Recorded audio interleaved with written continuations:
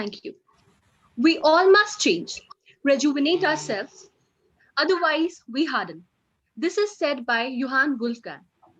As entrepreneurs, and especially as retailers, the way you feel about work can be an emotional roller coaster. One month, you're on the top of the world, and the next you're questioning why you've even dedicated yourself to your business, especially during slower months.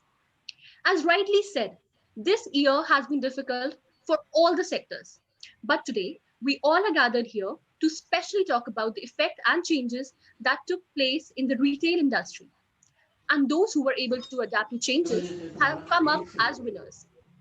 And that's exactly this year has been for all of us, right? But the beautiful thing is, inspiration is everywhere. You simply need to pause every now and then and notice the words of business leaders and the thought leaders surrounding you. We are fortunate enough to have such successful leaders amongst us. So good morning to one and all present here.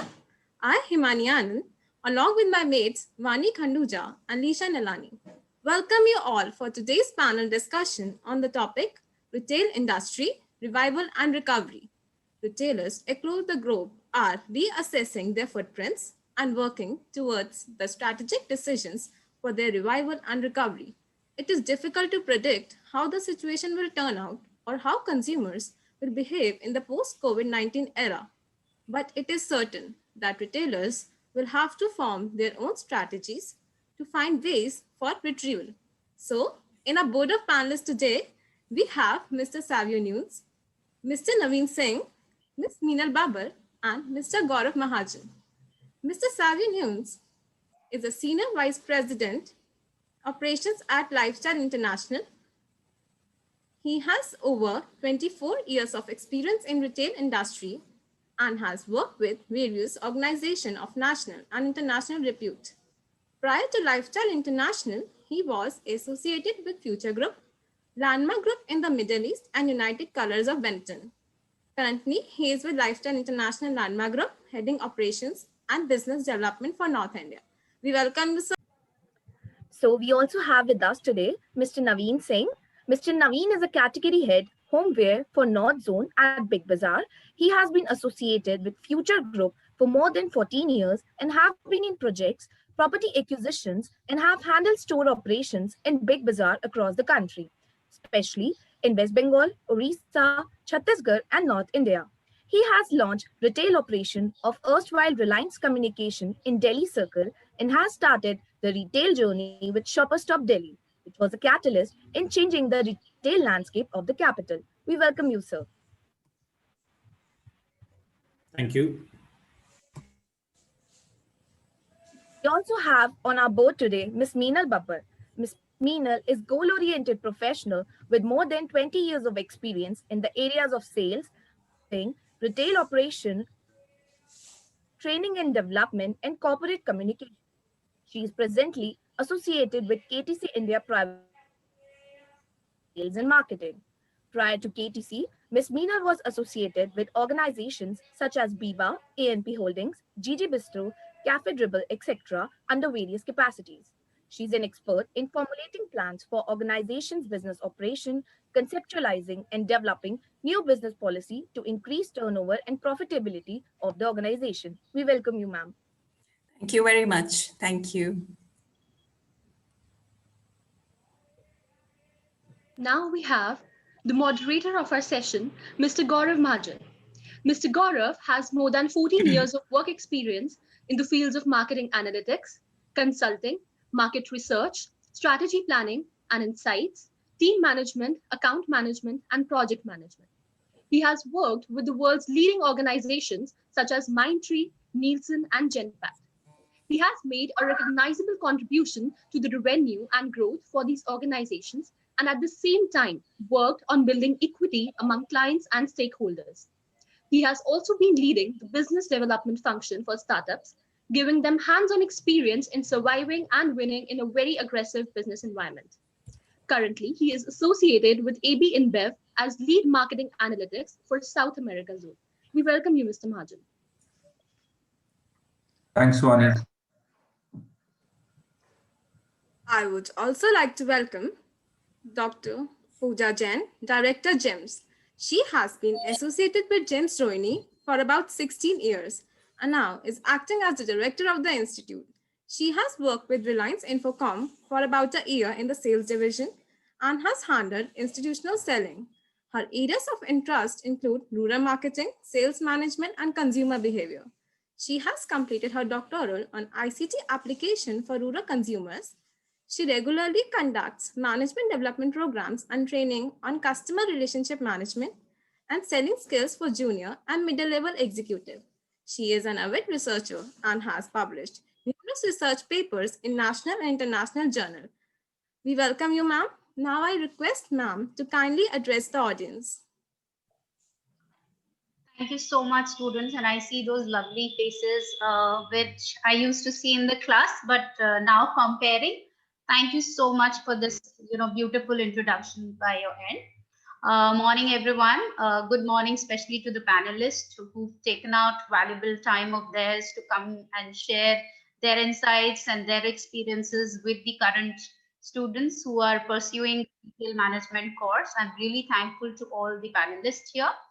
First, just for the brief of the panelists, I would first like to introduce our institution. We regularly conduct these kinds of, experience sharing sessions for our students, and we invite a lot of corporates who come here and share their journeys and experiences with these aspiring young leaders. But the main agenda of this platform is that I would request all the panelists to be definitely sharing their viewpoints, but I would also like to request you that if in the end you could have a Q&A sessions where these students can actually interact and ask a lot of queries from you, because they have a lot of apprehensions in their mind, what is going on actually in the retail scenario and what are the kind of job opportunities which would be available to them, because this group constitutes of the first year as well as second year students. So one is who's passing out currently and another who's going to be passing out next year. So they have a lot of queries and apprehensions in their mind. So I would request all the panelists to address to their concerns. Coming to the institution, we are almost now 27-year-old institution, and we have two sets of courses that we are running in our campus.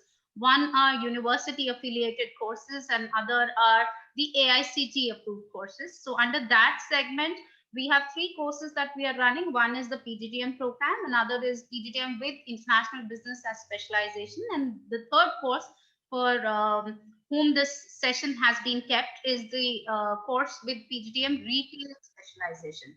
So here we are talking about the topic, which when I was going through the topic and shared with me that this is what they are planning to do, and it said that the revival recovery. What I was thinking was that when we speak about retail, if I look at both the angles, probably physical space is undergoing some challenges, but when I look at the online or e-commerce platforms, the kind of business they have generated in the last 9 months has been tremendous. So talking about the recovery and revival probably is applicable to one set of retail business and probably not much applicable to the other set of business. But yes, the last 9 months have been really changing for all of us, not just corporates, but also as individuals, we've changed a lot. And I hope that this transformation is on a positive note. And even if you look around the business environment currently, there is a lot of positivism and optimism that is happening in the industry, and industry is picking up in spite of the fact that we see a lot of negative growth rate indicators. But if you look at, we are really reviving from whatever has happened. And 9 months back, we were all running a race. It was like a marathon and we were all running fast. But there were some institutions or corporates or organizations which actually took advantage of that time. They reworked their strategies, they reworked their plan, the entire vision was reformulated, the mission statement was reformulated, and they're actually showing that kind of results.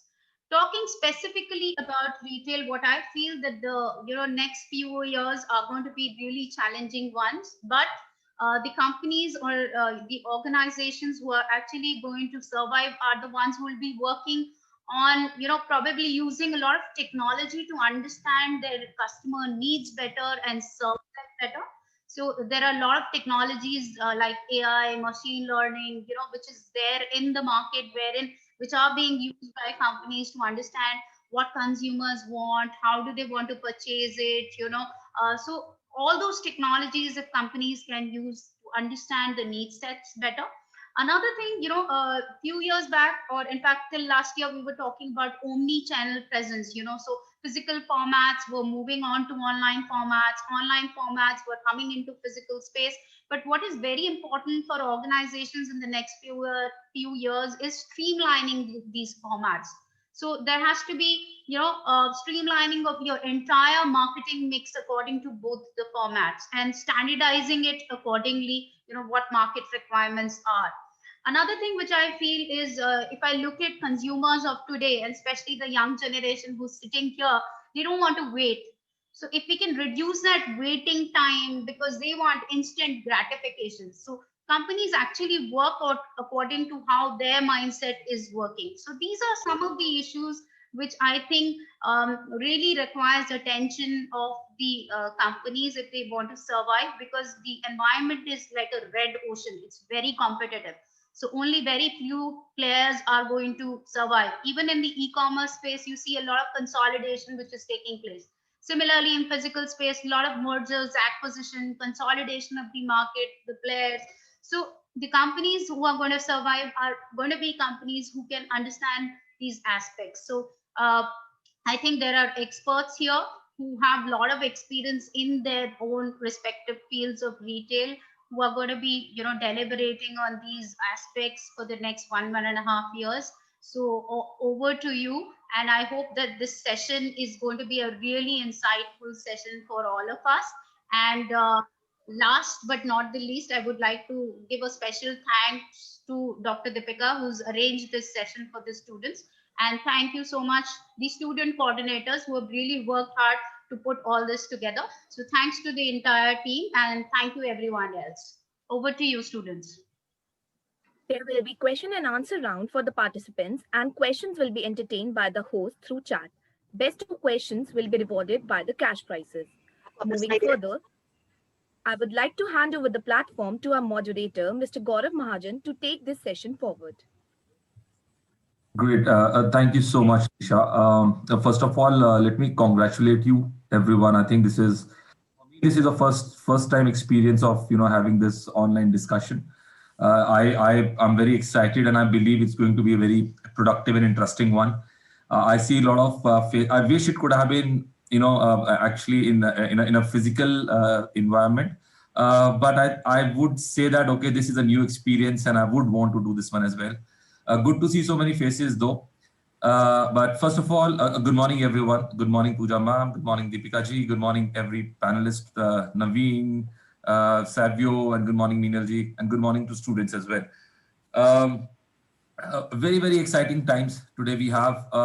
And before that, actually, when I was hearing to the introductions by the students, let me thank all the ladies who have introduced the panelists, myself and Pooja ma'am.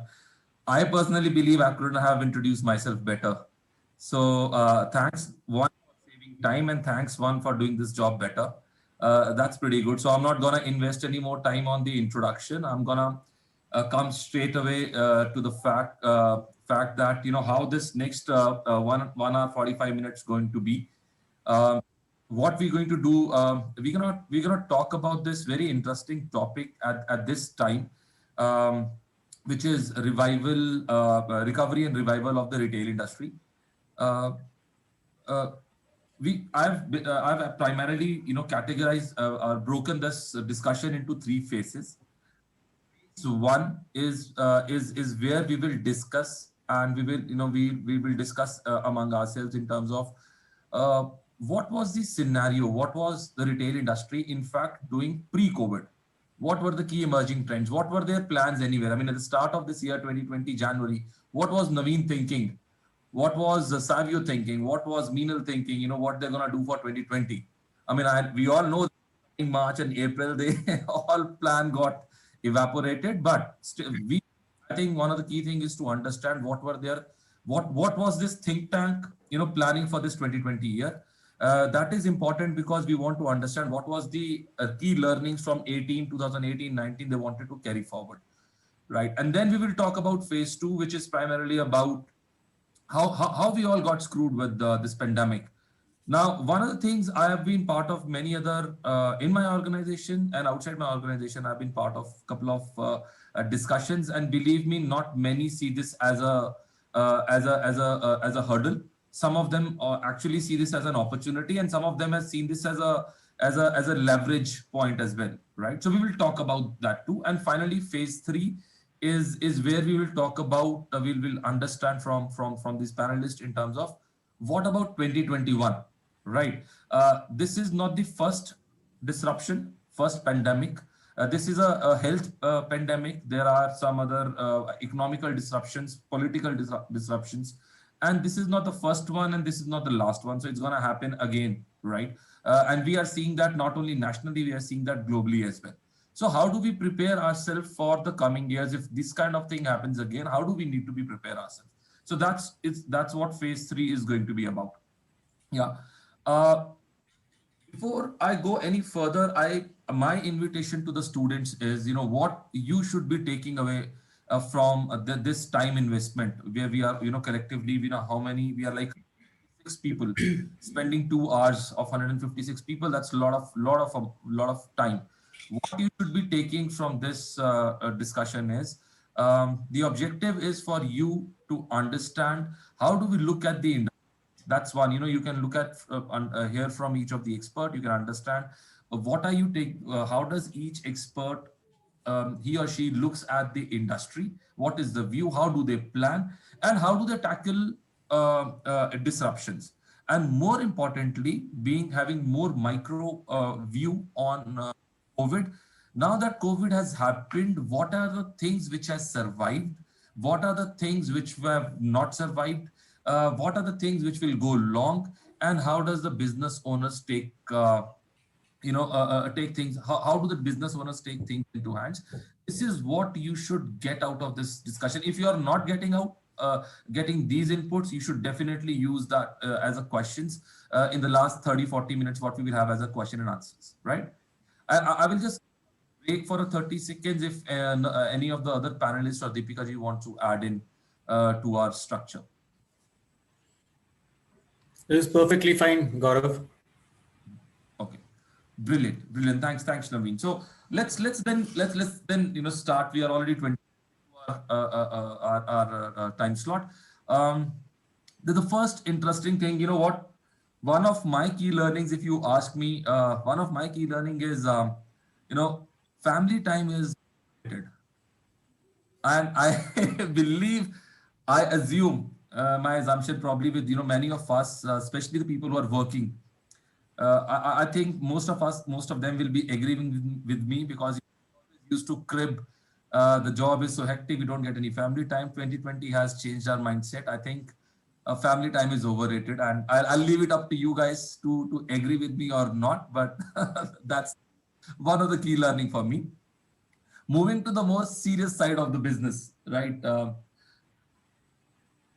Retail, and if I take a couple of decades back, since 1990, I think that is the time when we have started being more serious towards this retail industry, when the FDI started coming in because of the liberalization of the economy and things like that. 1990 the first step, 2000 was the second step, when more investments came.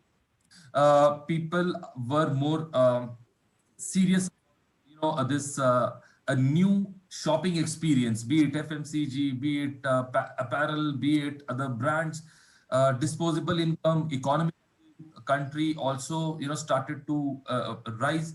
People had more disposable income, and that's why the shopping experience was one of the key factor for money. And that's the reason you would see, and people would agree on the panel here also, that in 2000s, since then and after 2010, Number of the brands, number of the brick and mortar shops we had in our country was way more than what we had, earlier, and the growth was,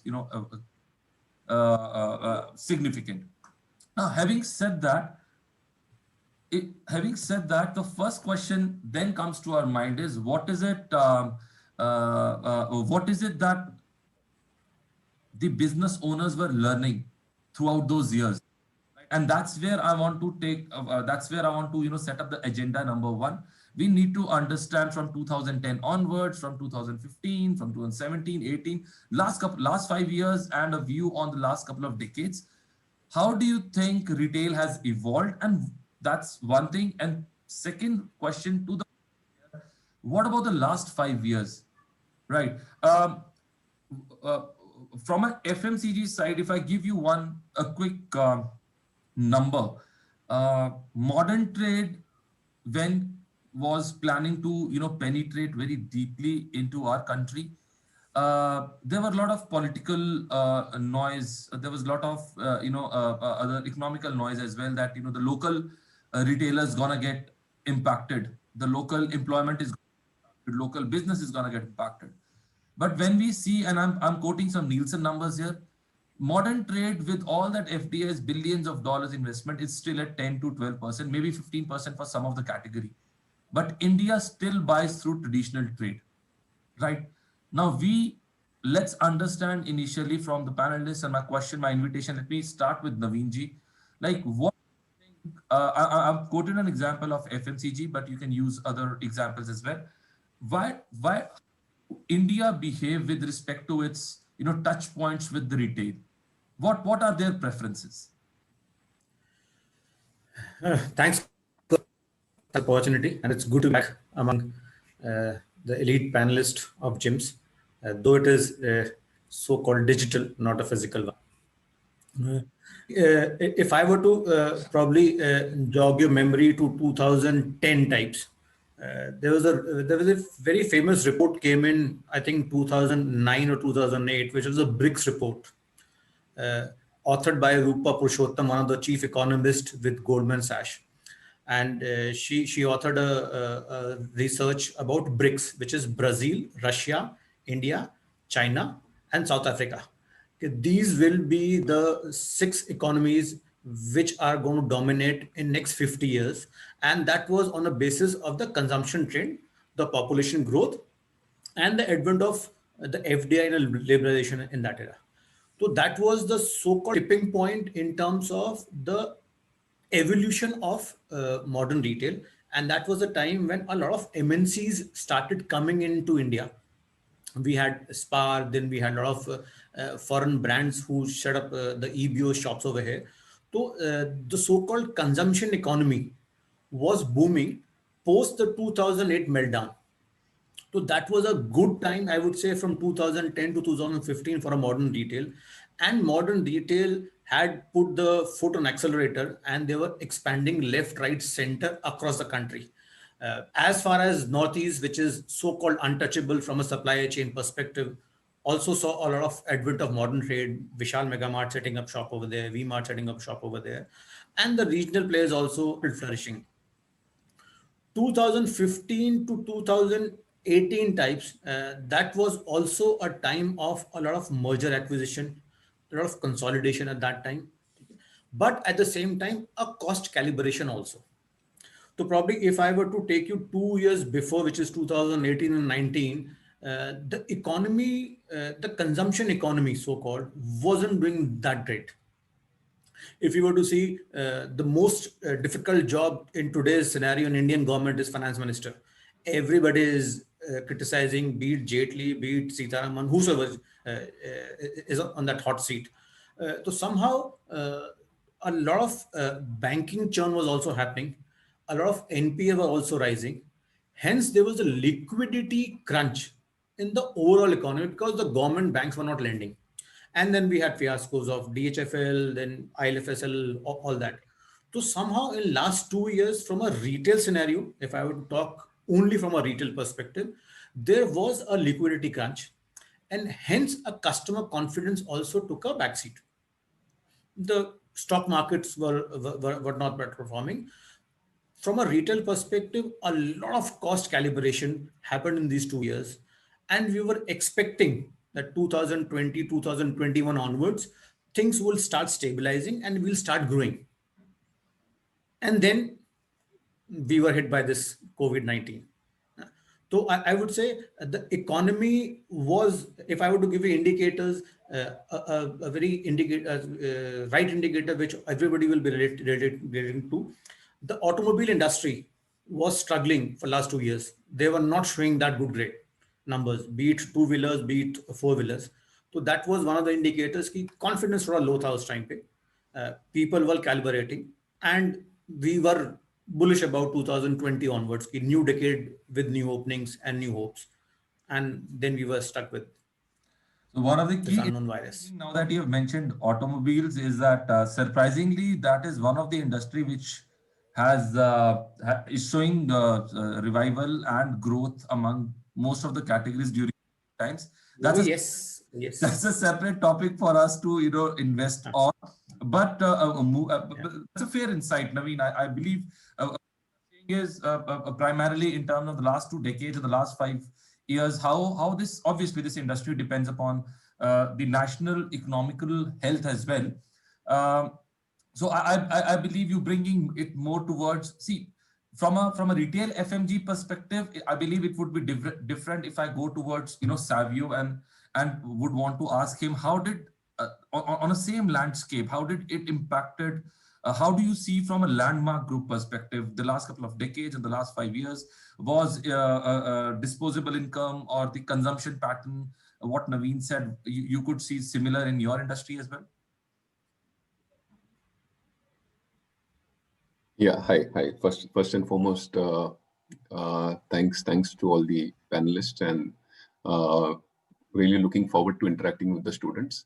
I think I've been to your institute a couple of times in person, so this is a good opportunity to interact online, and hopefully we'll interact in person as well. Yeah. So this entire picking up from where Naveen left, right? See, there are companies that were built to last. So when you look at the old world, there are many organizations who are trading for the last 50 years, 60 years, right? And you keep reading the news now, and you see a lot of these companies filing for bankruptcies now after being successful for the last 50 years, 60 years, so on and so forth. And as the consumer has evolved, these companies have not evolved at the same pace. So today, the lifespan of an organization is much shorter. Earlier, you would hear a company lasting 50 years, 60 years. Today, it's like 10 years and you don't hear of that organization again. So if you don't continuously adapt to what the consumer wants and how the entire ecosystem is changing, you will find it very, very difficult to survive. As far as the Landmark Group is concerned, this year has been a difficult year for everyone, because unlike the financial crisis, this is a pandemic. So in a financial crisis, there could be some countries that are badly affected. Some countries like India was fairly insulated in 2008-9, but overall the consumption came down. But we survived that, unlike a lot of other Western countries who had a really tough time. Yeah, but and when you're spread across different countries, India could support maybe some of our foreign countries where we were trading in, right? So if you're doing well in India, you could probably subsidize your incomes to support some other neighboring countries where you're trading in, which have got adversely affected. But during the pandemic, it's not like that. I mean, the entire world is affected. You had an extended lockdown where there was no business happening at all. So, but Savio, if I would want to probe you again for the benefit of the group. So pre-COVID, how was your industry? How was your organization looking at? I mean, how did you grew? What were the growth you seeing? What were the consumer patterns you saw in the last couple of years? Sure. So post, I mean, a couple of years before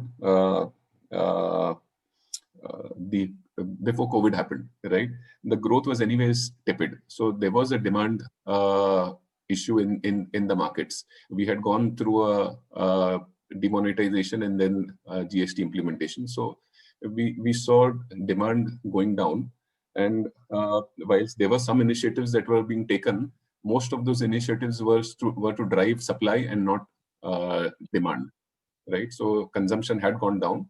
Nevertheless, it impacted retailers also. So we were in a low single-digit growth for the last year before COVID. Okay, but despite COVID, most of our digital initiatives were already in place. So while some retailers were trying to play catch up, we had already planned for a lot of initiatives despite COVID. What happened in COVID is it only accelerated implementation of some, and it accelerated adoption from the consumer's point of view. So consumers who were not very keen to shop online had no choice. There was such a fear psychosis. You didn't want to step out and buy your stuff. So the only way to buy your stuff, or the safest way to buy your stuff, was online. So these two things happened, I think, for many retailers, where it accelerated execution of your digital plans, and it also accelerated adoption by the consumers. Okay, great. I think that's a good point. And to summarize it, last couple of year growth, and basically you are reiterating what Naveen had just said a couple of minutes earlier. He also seen the drop in consumption patterns. You echoed the same voice, low consumption, single-digit growths, and your pre-COVID strategy was moving more towards the digital initiatives. That's what I'm gathering so far, right? Yep, absolutely. Brilliant. Meenal, if I come to you now, how do you see it from your perspective? Do you agree with both these gentlemen what for their respective industry? Would you see believe the same experience? And I would request you to top it up with some of the other key trends what you think has emerged. Okay, sure. So thank you very much. It's a real honor to be on this platform and interacting with so many students. Retail is something which is very close to my heart. Let me just begin with saying that I've had a long experience in retail, and I have worked with many brands, Fab India being one of such brands which is very close to my heart. And when we're talking about growth of retail, I was associated with Fab India during the growth phase.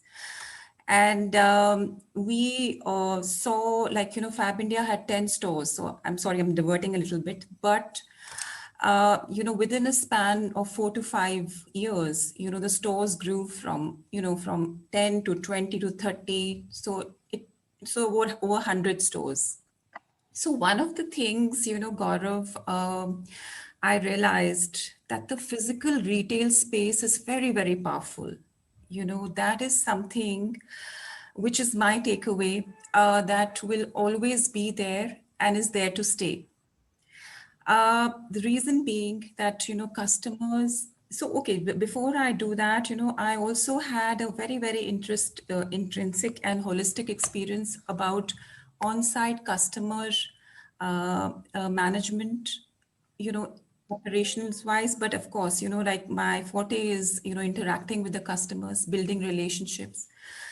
And what I do realized is that, the physical retail space is something which would give you a touch and feel of the whole thing.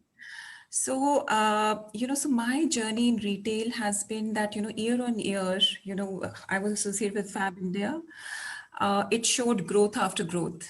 So, grew at a very, very fast pace. I also had the good fortune of working for a brand like Biba, which is into women's apparel. And again, I think, the demand is tremendous. There's a lot of opportunity. There is a lot of disposable income with the consumer there. And even if you see now, I'm just taking a little distraction here, but I'm talking about a time where a store like Fab India in Dehradun, in the COVID time, in the Diwali month, overshot their last year's sales. I'm closely in touch with the the area manager there, and that's what happened. So coming back to that perspective, that I see a lot of future and a lot of hope for the retail industry, and the retail industry is a very, very, very powerful industry here, and it's here to stay. So as we talk about, we can go ahead further, that what are the insights I can share as we go along. Yeah. Brilliant. I think listening to all you three, I could able to summarize, I think, and the experience coming from retail FMCG to retail, apparel to retail, other landmark. I think it's a if not a comprehensive, quite a widened view on the retail part. If I see three key things pre-COVID, the business owners or the retailers were continuously trying to understand the consumer trends. That's what I understand. One. Second, there was a growth story. It may be higher or lower for some of us, which we were aligned to consumption, economy, things like that. But there was a growth story. It may be a single digits for Naveen or Savio, or maybe higher for what Meenal was saying. And then that primarily can be because, interestingly, Meenal, if I may continue the point, what he was saying, the rise in demand in the last 5 years, the female employees, the rate of growth in female employees is way more than the men, obviously, because what has been in the last couple of decades, which basically mean the disposable income in the female population, which was there earlier, is way more, is growing at a great rapid speed, not in the men at the same way. And that's the reason your brands like your Fab India, that's the reason a brand like Biba, you are able to see a lot of demand and growth is getting generated there. So that's fair. And third, I think I wanted to touch upon that, but Meenal already stated it. It's a very, very critical thing, and that's where I would want to focus the next couple of minutes on that, and that is about a physical store versus digital experience. At the start of the digitalization, let's say 10 years back, everybody was like into smartphones, smart notebooks, digital things, and all that. Today, this panel discussion is an example of that. We are doing an online panel discussion. Who had thought about that, right? So when modern trade came in, people thought it's a threat to traditional trade, which did not happen, right? Because modern trade could create their own space. They could create their own thing, but still, especially in the bigger cities, but still, India having 80-85% traditional. Similarly, when this e-com digital shops came in, right? What is the experience? I know the initial top line, what you have shared, all three of you, is that actual shopping, physical experience versus digital. There are different views. Pre-COVID, what has been your experience? That's one input I would request you to give. And second thing is, forget about the COVID at the moment, and I would request you to not let your statements get biased with COVID. That pre-COVID, how are you planning to be more digitally enabled for the coming years? Yeah, this time I'll start with Savio first. Go ahead, Savio. Sure. Yeah. So we've been on this omni-channel journey for a while now, and we recognize that that's the future. Having said that, we still believe that brick and mortar is here to stay. In the Western countries, despite online being there for many years, the share of online is anywhere from 10 to 15%, right? And in India, it's still lower, where a huge share of the online business comes from ticketing and hotel bookings and things like that. So the story on the brick and mortar stores is here to stay. It's not going anywhere.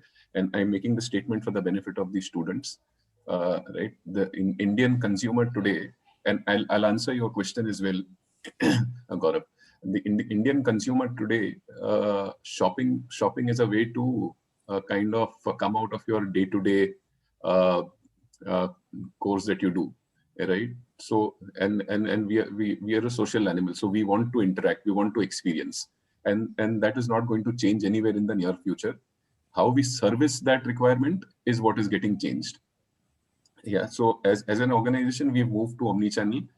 we have our online stores where online website, which necessarily does not compete with a Amazon or a Flipkart because that's a different business model altogether. But yeah, we've started various initiatives in terms of digitalizing. So again, for the students' benefit, digital does not necessarily mean online, right? I mean, it's easy to associate digital with being online. Digital is various experiences in the store which you would convert to digital. So we in our stores we have something called a click and collect. So you can buy online, collect in the stores. That's something that we started almost a year and a half back. We have something called size assist at the fitting rooms. So if a consumer goes to the fitting room and doesn't want to go back to the floor to pick up a size, right? He or she can ask the fitting room assistant. He can message as an app. The fitting room assistant transfers that message to somebody on the floor, and the size comes to the fitting room. So that's digital, right? We have something called self checkouts, which we have experimented in few of our stores. This again has been in the experiment stage for the last year or so, where consumers can self-checkout. They don't need to go and stand in the traditional cash counter. It's a self-assist kind of a thing. So those kind of initiatives have we've already taken pre-COVID because we recognize that's what the consumer wants. Also, at times you need to be reactive. One cannot always be proactive. It's very fashionable to say be proactive, but you can't preempt everything. But the best you can do is to react quickly. So during the COVID times, we also tried to take the store to the consumer. So we did a Society Connect and tried to reach to various societies through RWAs. Right. So the consumer didn't want to come to the store. We said, let's take the store to the consumer. We did something called a store to door initiative where the employees would call the consumers through a WhatsApp call, and you could either send the consumer a link where he'll browse to your inventory and then circle back to the employee and do a WhatsApp walk of the store, show him the products that he would want to buy, right? And then deliver those to the consumer, where we made a 4-hour promise. So even Amazon doesn't deliver in 4 hours. We made a store-to-door delivery promise of 4 hours. Right. We also did something called a fashion on wheels, which took developed a truck where we had fashion in the trucks going to various societies. Yeah. Also, our inventory in the store. This we did about a couple of years back. Most of our store inventory is visible online as well. So when a consumer buys online, the algorithm is built in such a way that your order will first be checked in the warehouse. It will be checked in the closest store that you are ordering from, so that the delivery is faster. So if your entire order is in a store that is close to your, so my warehouse could be 500 kilometers away, but my store is 20 kilometers away. So I'd service it from the store and not from the warehouse. So those are digital initiatives that we were working on pre-COVID itself. Savio, I believe your great experience in operations has come out really well in the statements you've just made. There's a lot of, honestly speaking, there's a lot of learnings which have come, especially to me. A couple of things. One is a self-checkout. I believe that is something, and I've experienced it myself. That is something that is one of the tools which will help the retail organized sector to fight unorganized sector. That's a very, very important tool of a checkout, because those are low transaction, people looking for convenience, fast move in, fast move out. Very, very important. And I'm actually amazed to hear the other initiatives you talked about. Probably it needs to reach to more consumers, because maybe I'm one of those consumers who are not very literate on what's happening around. But I believe if these needs to be more moved around to the consumers for them to know. These are very good information. Second key thing, I would want students to also hear this very carefully, because what Savio said is very, very critical. Digital does not mean only online shopping. Digital is an experience, right? Digitization is an experience which even your car service dealers are providing you. Yeah, it's not only, and he has given some of the very brilliant examples, like, someone assisting you in the changing room, one thing, click and collect, right? So these are some of the other examples of digitalization. So what we have from Savio is his industry, his organization, irrespective of COVID, without thinking of any disruption, was already moving towards that, right? Now let's hear from Meenal and Naveen again, and understand, was it happening with the other industries or not? So Meenal, please go ahead. Okay, so Gaurav, okay, so I currently am associated with a company called KTC India. So we are the leaders in car and coach rental services, and I am looking after diplomatic sales and marketing for them. So I'm heading that entire division. So, so in that thing, we cater to high-end delegations, so that's our sale point. So, and like I said, when before the COVID, we were showing, year-on-year growth, and the trajectory was on a very fast-moving pace. So one of the things that we actually did, which was very fortunate, was that we built an app around the company, wherein, when the drivers had to clock in, instead of manual slips, so we had, digitization of that app. So that kind of, helped us in that thing.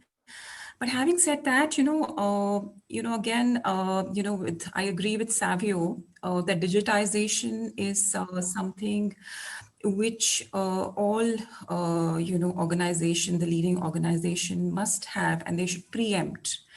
So like, for example, again, if I come back to Fab India, it was very nice to see that, in the COVID time, in the peak COVID time, I got a message saying that, hey, I'm the store manager of MG store Gurgaon, and please feel free to contact me. I'm going to take you through a video call and show you the products that are existing, and please, be happy to buy, and I'll send it across to you in 4 hours. So I thought that was something so innovative and something so nice to capture that kind of moment and that sale.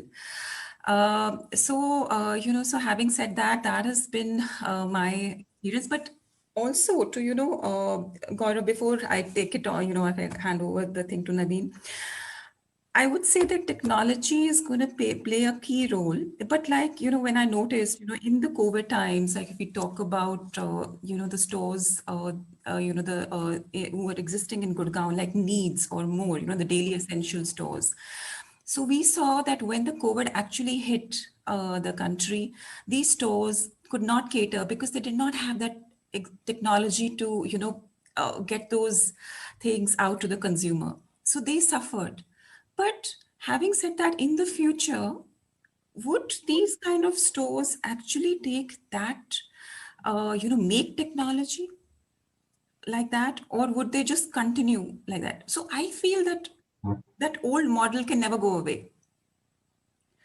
When we ride this whole storm of, this thing. So that's my take on, technology. Great. Yeah. Great. Naveen, over to I'll structure this discussion in 2 phases.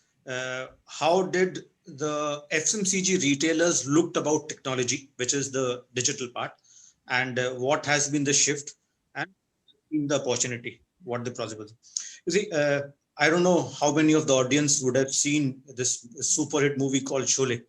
Definitely, yours and my generation would have seen that. So there's a very famous dialogue in that movie, okay, and that summarizes what was so-called investment flow into the digital space.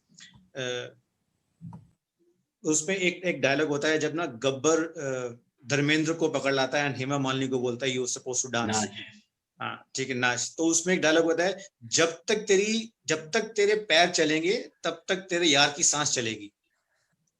ठीक है, तो this was the scenario कि जब तक you have this infusion of funds into this online guys, you will keep surviving. The seed funding, the Series A funding, Series B funding, Series C funding.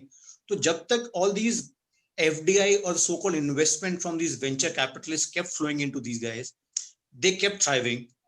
And whenever the question about profitability came, and a lot of these guys were either shut down the shows, or they were merged. For example, LimeRoad, a very famous apparel online guy, shut down the store. Jabong was acquired by Myntra, and a lot of consolidation happened.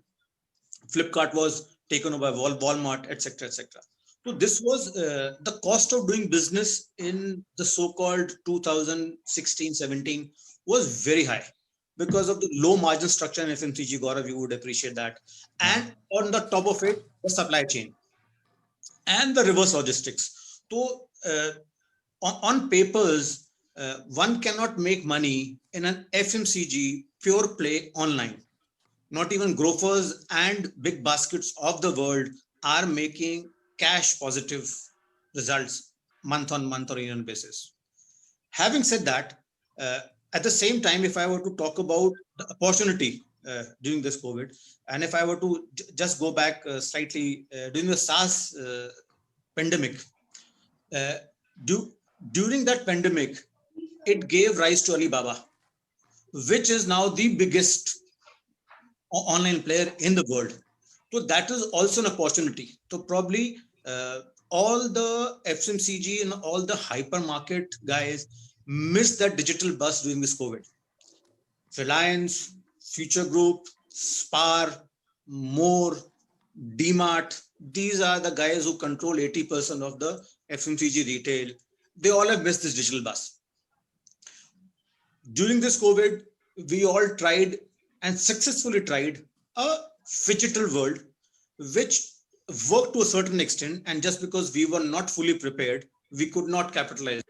Phygital is basically taking what Xavier was talking about, you book and collect from the stores, or we come down to your society, all that. So this is a kind of this thing which was attempted. But having said that, the local Kirana stores and the neighborhood stores was so strong at that moment, and people relied so heavily onto that. This so-called phygital attempt by these biggies like us went unnoticed. Okay. So that is the this thing and this thing, but it's a huge opportunity to get our act right on the digital aspect of FMCG business. And the icing on the cake has been the Facebook investment into Reliance. And this will probably be, just to give a perspective, when WhatsApp was acquired by Facebook, it wasn't acquired just to be a communication and online connect, which was better than a messenger. This was the only app which Facebook could not monetize. Yes. Insta, they were able to monetize. Facebook revenues are astronomical. This was the only chink in the armor which they were not able to so-called capitalize, because you could do commerce onto that. Now with this Reliance, this thing, tie-up, they've got a UPI license, they've got a payment gateway, everything. So I think the retailers, the small-time retailers, the Kirana shop stores and neighborhood stores will benefit the most with this digital evolution, which will unfold in probably 3 to 4 months of time. Okay, great. Thanks, Naveen.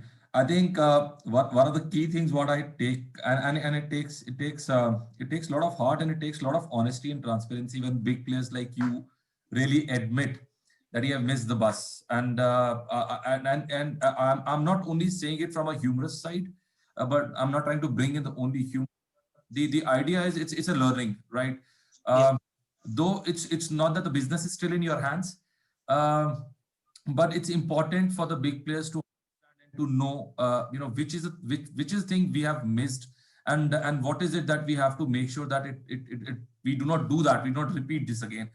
That's a learning for all of us, and I really thank you and I appreciate you for clearly stating that out for the students also, for them to know that what are the key things, at times what big players they have lost, they've missed, sorry. Now, to summarize our phase 1, and this is where I think we should move into the phase 2, which is the most critical one. What are the couple of key things, if I want to summarize? Growth story was there. It was lesser or more for some of the industries, right? Every industry has experience with respect to physical stores versus digitalization. when I say digitalization, it includes digital experience while physical shopping along with online sales, right? Second, and number 3 is what is the right mix.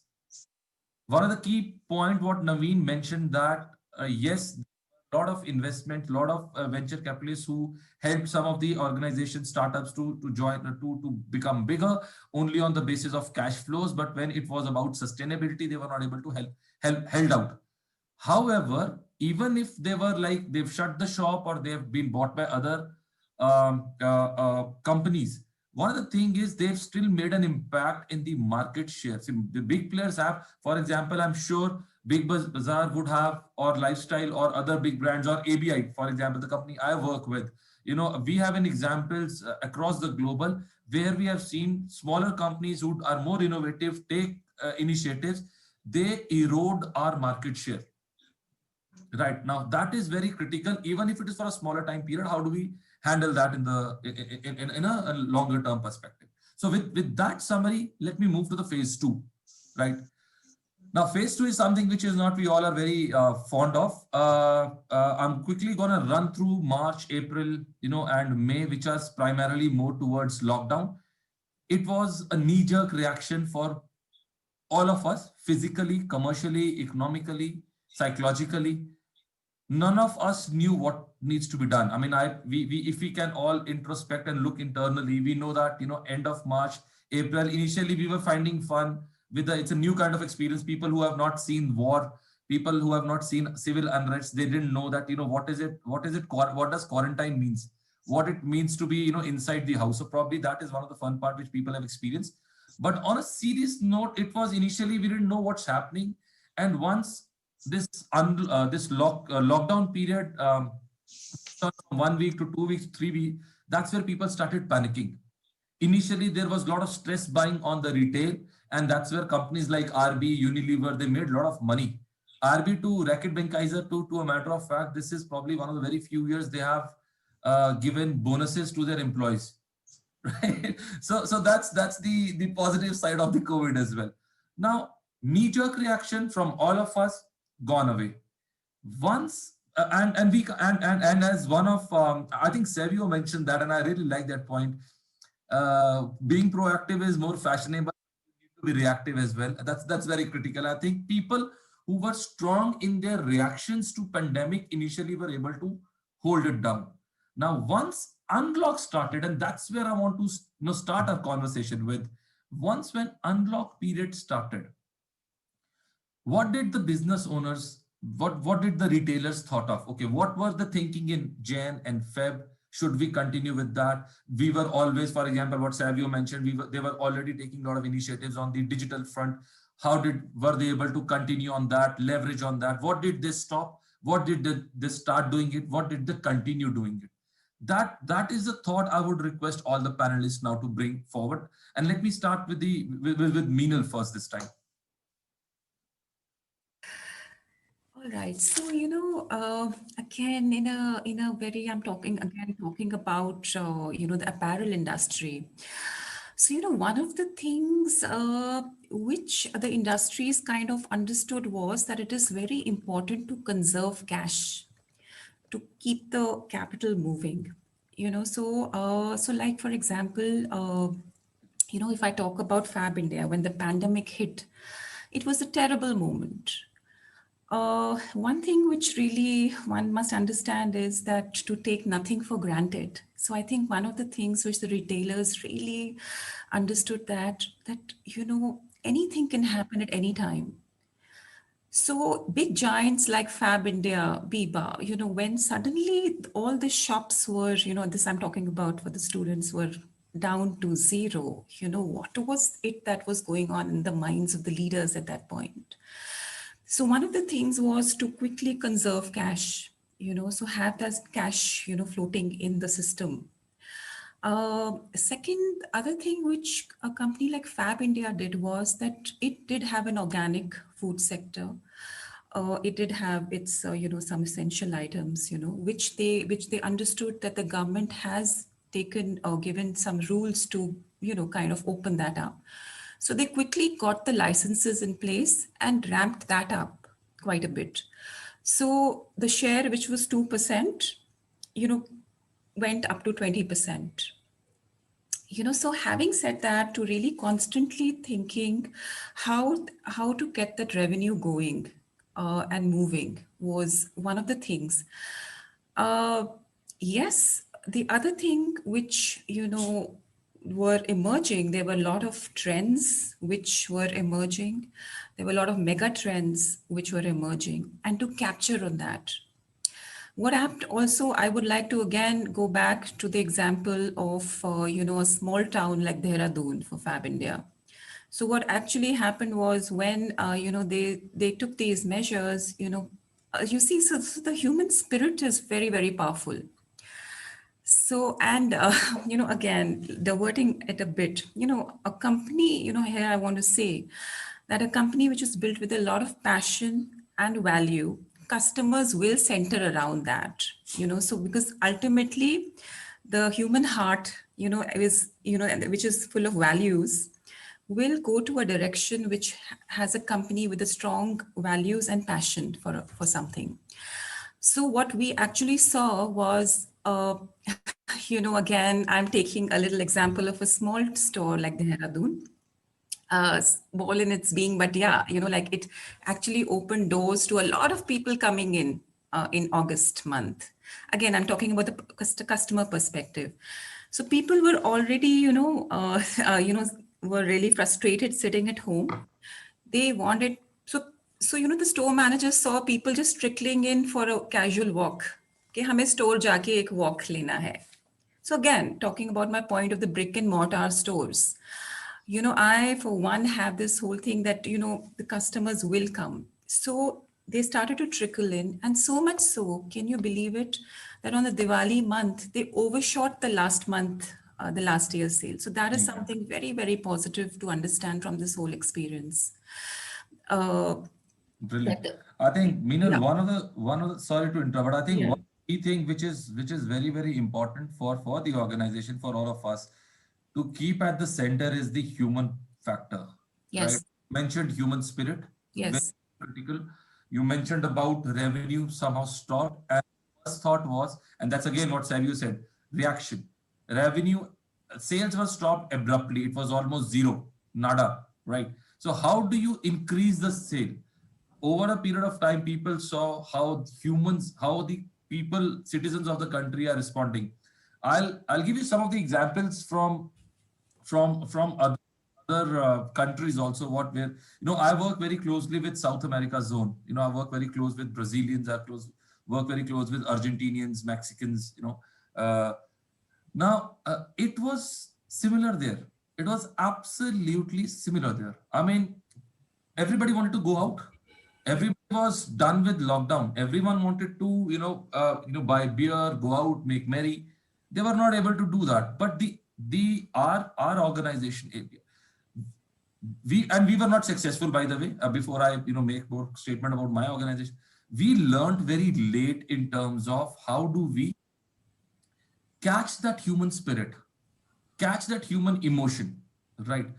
We were not very well equipped in terms of technology, so we could not do that. And primarily, other thing is on beer being a category which sells on its own, but we were also not very equipped. But having said that, at the core, human spirit, human aspect, human emotion, very critical. Thanks.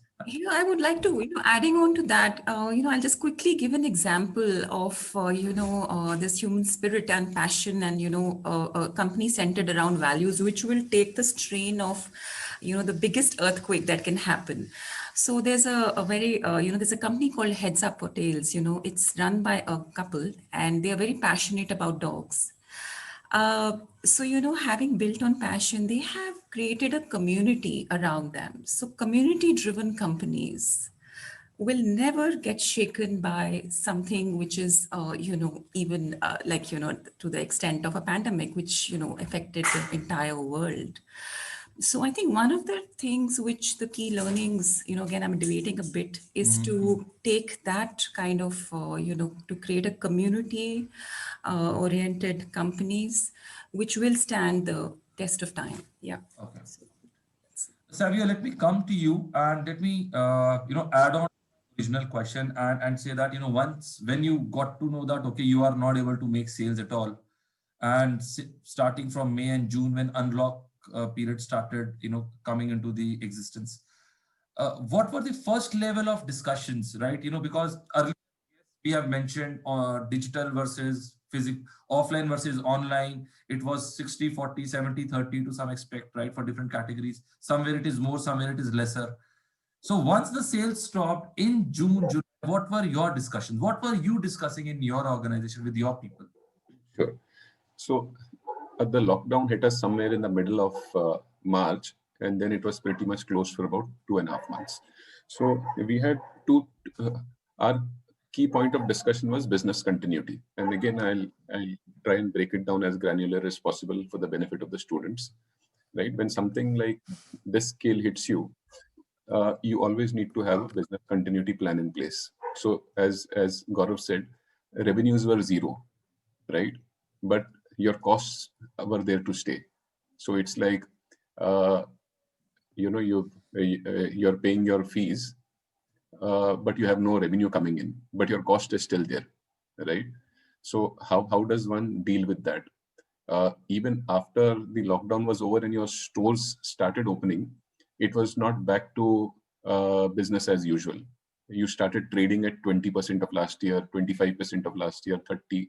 Month on month, the trend kept improving, but it was that your cost structure was still 2020, but your revenues had gone back by 3-4 years, right? So that was one of the things that we were trying to see how we can mitigate. But most important in the phase, the post-lockdown phase, the key priority for us was hygiene and safety. And how do we ensure that our employees are safe, and how do we ensure that we create a safe environment for the consumers to shop, right? And also understand the various government policies around safety, because nobody knew what was happening. Some of the policies kept changing every 15 days, and there were instructions issued that you shouldn't switch on the AC of your stores because the AC would kind of spread the virus, yeah. right? But that was not true, but it became a policy in some states, and stores who were operational were forced to shut down, saying that you can't run the AC. So one had to grapple with all those things before finally settling down. But yes, health and safety, hygiene was of key importance. Okay. So how do you manage your manpower? Because if you had even one person in your store who got affected, then your entire store was supposed to be locked down. Say you have your backend, you have your warehouse, which supplies to 20 of your stores. If one person in the warehouse gets infected, your entire warehouse shuts down. If your warehouse shuts down, you can't supply to all your stores. So your store may be open, but the stocks don't come because your warehouse shut down. So how do you plan for business continuity across all these parameters? So we did various things. We had a 3-team kind of a structure. We had a red, blue, green team.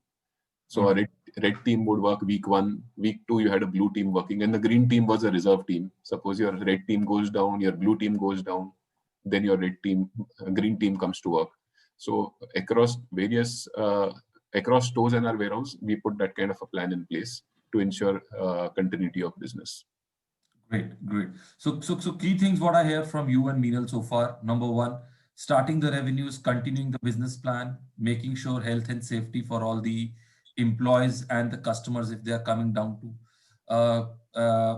complying to all the health guidelines by the government, and then putting up against those illogical demands by the governments as well, if I may say so. Yeah. All right. With that, let me go to Naveen. Naveen, how was your experience? I'm pretty sure you must also be scratching your head in June, July. People must be going crazy what to do. Yeah. Similar, what was it? So there were two sides to this. There was a knocking of confidence on the consumer side. Okay?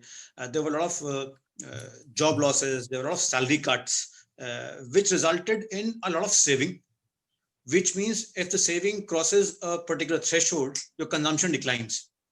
So we thought that this would probably start reflecting onto the retail scenario, but that was not the case.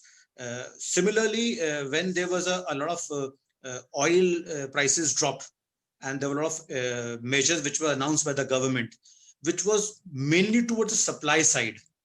There was hardly any measures which were to create a demand. Okay, that was something what we witnessed when there was an unlock.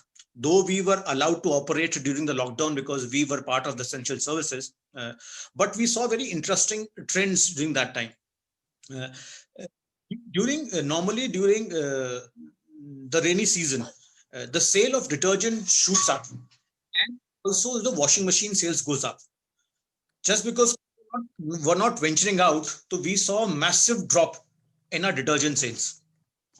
And I saw for the first time HUL advertising on the front page, Surf Excel price drops by 35 rupees for a kg. That was something very unusual of a HUL to advertise on the front page.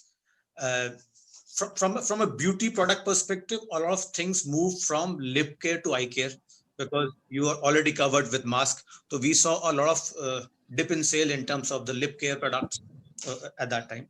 There were a lot of silver lining in dark cloud.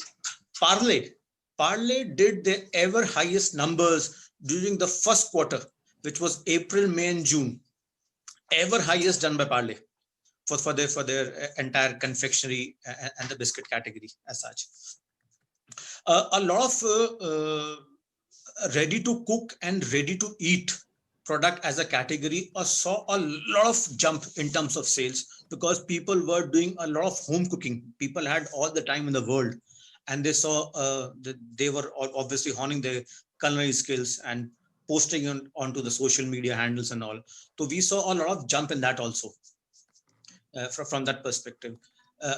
Just because everything was we call everything was electronic. We saw a lot of from our electronic stores, we saw stockouts in laptop and mobile sales. Having said all these trends, we saw a lot of shock on the supply side because you see, retail is a mirror of economy. We will probably reflect what is the economy's mood, but there has to be a robust supply chain. A lot of migrants which were moving to their native places resulted in a lot of production halts. The plants of FMCG, the plants of other this thing were running at 50% capacity, 30% capacity, which eventually in Q2 we saw there were a lot of shocks on the supply side also. Somewhere we also went stock out during the second quarter for a lot of major essentials just because the supply chain, the robust supply chain was not in place because the production was halted at certain aspects. So it was a very interesting, I would say, a learning during the unlock which happened. Nobody had planned actually. There was no historical or empirical evidence as to how to deal with such pandemics. But a lot of macro behaviors have given a lot of insights as to what all can be done in terms of not only digital, but also at a physical store level. Okay, great insights, Naveen. See, one of the key things what we have seen during this time period, and I'm going to move forward from June, July time period, moving towards Diwali and to the recent times. The intent now is to move towards a phase. Okay, we had a knee-jerk reaction. Stores were closed. Business was, if I call it in local language, tough. Starting with the unlock time period. Initially, the focus was on generating some sort of revenues because we had to cope up with our cost, making sure the business keep continuing, adhering to the compliances by the government, health and safety of the employees and the consumers, trying to understand, connect more with the consumers. The example what you gave when manufacturer responded to the price cut, bringing more promotions, what Meenal said, continuing with the human spirit. Now that happened, and that took the players, the the manufacturers from, let's say, June, July towards September, October. And even if I quote some of the Nielsen numbers, by the end of quarter 3, even our macroeconomic factors such as unemployment, such as inflation, consumer confidence, someone consumer confidence as well, these all factors started coming in back. It was again not to the level of 2019 for sure, but they showed a sign of recovery. And with those factors, and someone mentioned about disposable income, with that mention, and people, at least some of the consumers having disposable income in their hand, what happened, let's say, after October, November, and December? See, quarter 4 is very important, and I'm sure you all would agree with me, especially for you three panelists here. Quarter 4 is the most important time period of the year. That's where consumers, they go crazy with respect to shopping, and that's where you will see heavy spending. That's where you will see most of the sales, irrespective of the industry, right? Barring some of the categories, right? So how are we? Once we were given a very big blow, a big solid punch. All of us were down on the ground, managed to able to stand. Now, how are we planning to deliver the final punch, right? In terms of how do we expect to use quarter 4? I believe some of the companies like your Amazon or Flipkart or probably Big Bazaar, Lifestyle, or other companies, how are they planning for quarter 4? And once we hear from you, then we will go to the last phase, which is phase 3 in terms of 2021. So Naveen, let me give this opportunity to you to start now to make sure that your point continues. You see, let me also take you to the current quarter 3. Just because we have had this shock for 3 plus 3, 6 months altogether, obviously our confidence has taken a knocking, and we were slightly cautious about how do we approach the festive. Festive for any retailer is almost 30% of the entire year's business. We were not, as a retailer, not very gung-ho about a good festive and a marriage period ahead, and we played safely. When I said played safely, we did not buy the way we used to buy in 2019 or 2018. We said, let us buy less and ensure we sell out completely.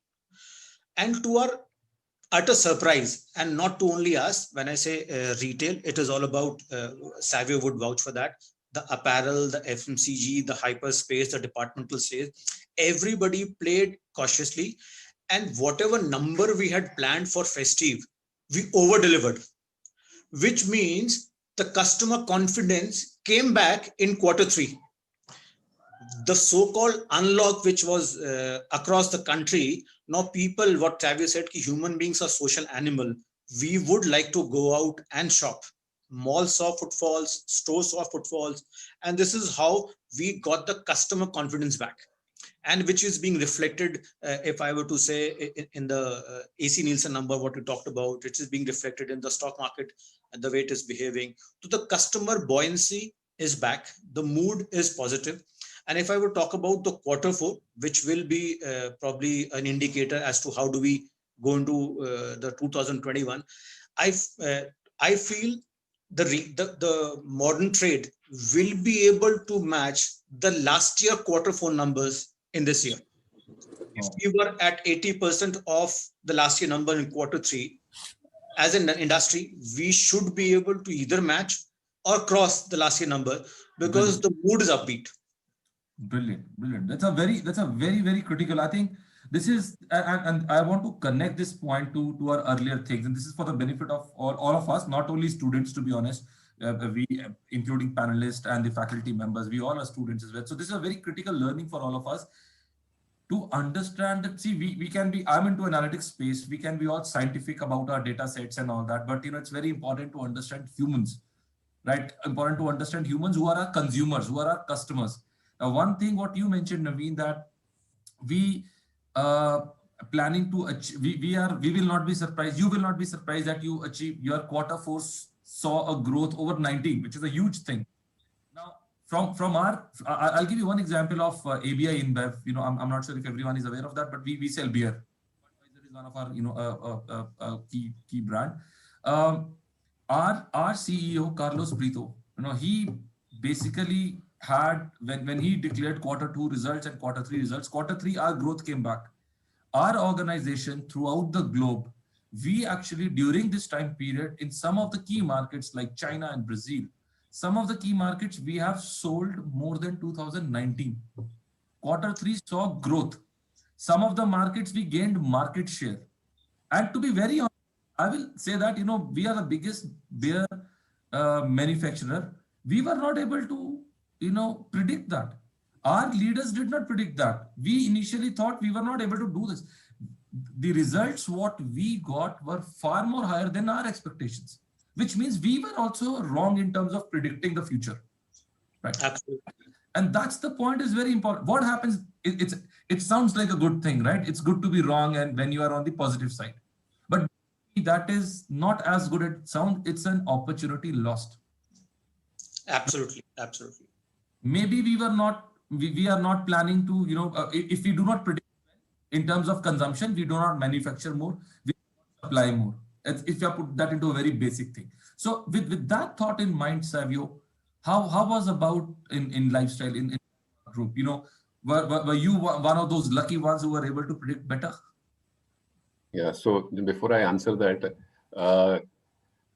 just to kind of continue on what Gaurav was talking about, the beer sales. Unfortunately, today I can have beer at my home in my pajamas, and the day I start going every week to the pub, wearing different outfits and having beer there, I think the revival will be slow, because the reason to buy is not as much as it was earlier. Yeah. So with the marriage season, earlier you would have 500 guests in a marriage. Today you're forced to have not more than 50, and some states would be more or less or whatever.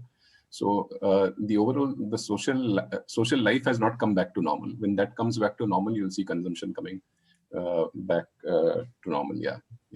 So yeah, Gaurav, so to your question, for Diwali we saw a good surge in demand, and I think there was a lot of pent up demand that was there, which consumers then came and spent during the festive season.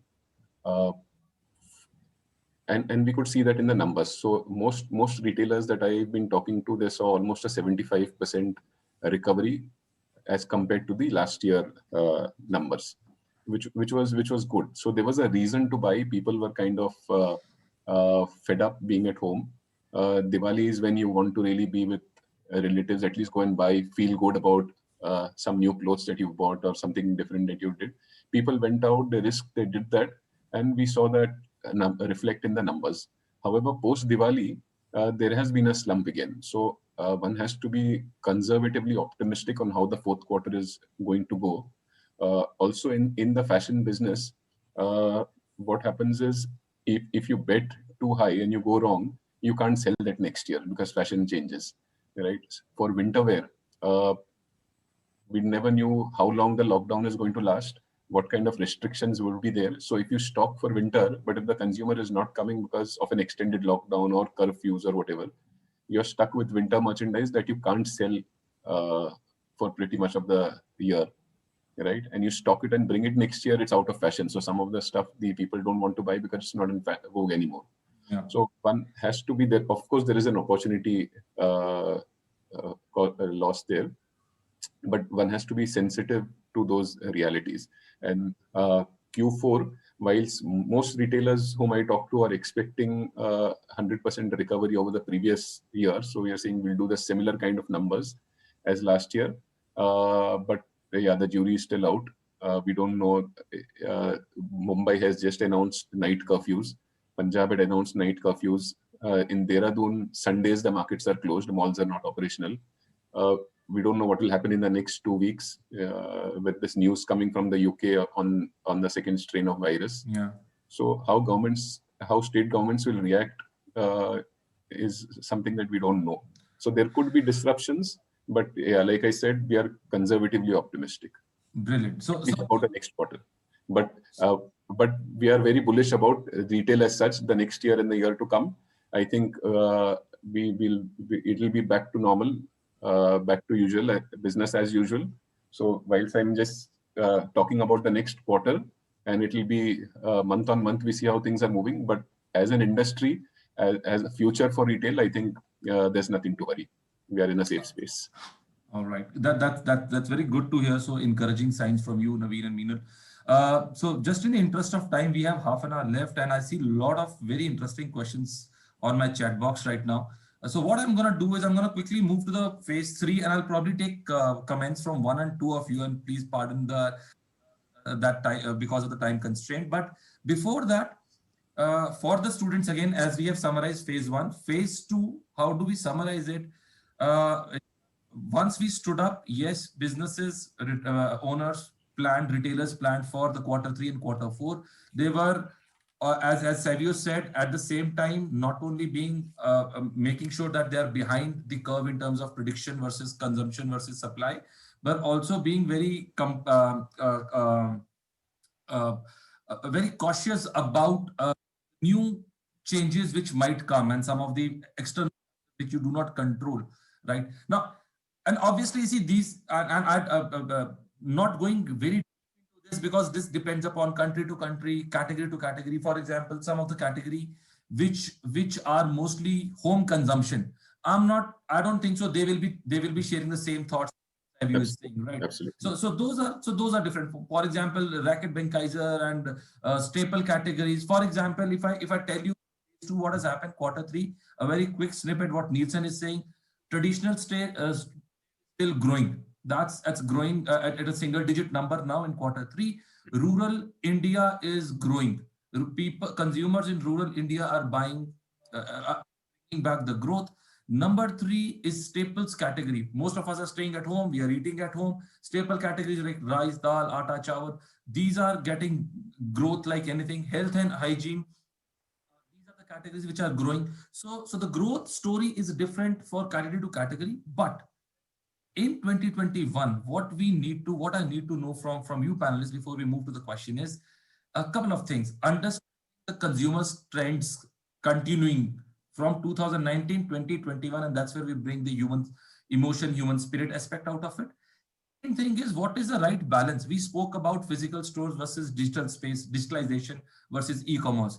What is your view? How do you want to equip yourself for the future? Where do you see yourself? Or are you saying, okay, this is a part of the trade, disruption came in, people will come back to the store, no need to invest more on digital. So what is the right mix for the retailers for different categories? It may be different for FMCG, it may be different from lifestyle, it may be different for apparel, things like that, for electronics, for example. And third, the last thing, what has pandemic, and this is very critical, I think in a very brief note, what is one thing that COVID has taught you, right? It may be in terms of, relationship with their employees also. What is one thing most critical COVID has taught you to make sure that we can survive, apart from the human spirit, obviously, we can survive the next pandemic as well? So these 3 key questions. Let me start with Naveen this time. Yeah, Naveen, go ahead, please. Yeah. The biggest learning for COVID is liquidity. And I'll quote example of Narayan Murthy, the founder of Infosys. And what was the reason for his tiff with his new appointed CEO, Mr. Sikka? For the knowledge for the students, Narayan Murthy, when he founded Infosys, he had a guiding principle that as we grow, we will have 1 year of cash reserve to be paid out as an OPEX in case we do not receive a paisa in terms of a payment. Which means कि मेरे पास पूरे 1 साल का खर्च करने के लिए मेरे पास कैश रिजर्व होना चाहिए. And when Vikram Sikka came in as a CEO, he saw a huge pile of cash reserve and he said, why don't we go and buy smaller companies in Europe and US, which will help augment our business. This was the major reason of a tiff between Sikka and Narayan Murthy, and obviously Mr. Sikka has to make an exit. That guiding principle in this pandemic would have seen a lot of companies sail through. Brilliant. Cash is the most the king or supreme or whatever you call it. That is the biggest learning. That's the biggest learning. Brilliant. And Naveen, at the same point, what is from a consumer trend? Also want to hear your views. How do Big Bazaar want to understand their consumer going forward? One, and second thing, we need to know your view on offline versus online. Going forward? What we have seen before, you know what has worked before for other industries during COVID for other industries. How does your group, how does your organization want to move forward? Okay. Let me give you a perspective. You see, India always apes West in terms of consumption patterns. Okay.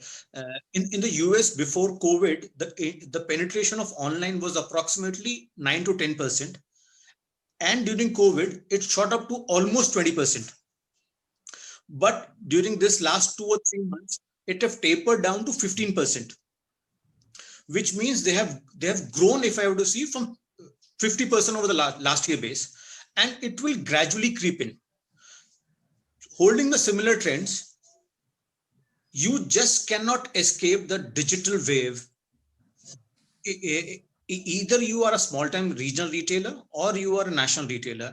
So digital has to be part of your strategy going forward.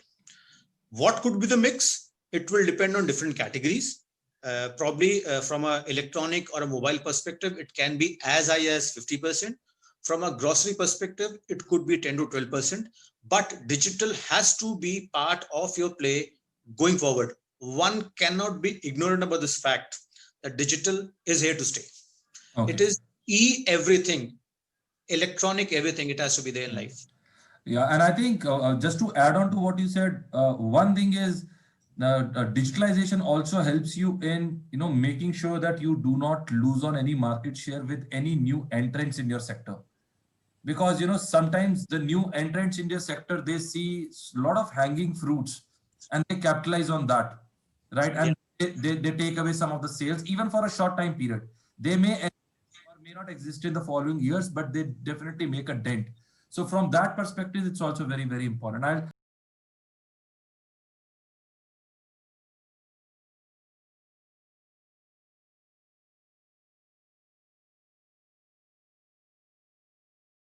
It was an absolute pleasure to be part of this esteemed panel today, discussing about the pre-COVID and the post-COVID scenario.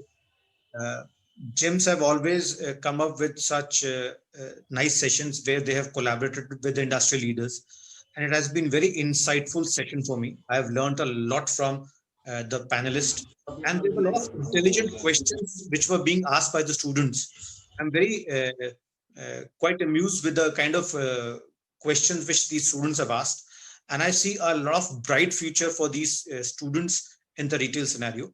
Let me also tell you, 2021 will be a bright era and a time for retail to bounce back and to be an absolute reflect of the economy in the coming years. So the retail students in 2021 are going to shine and have a great career ahead.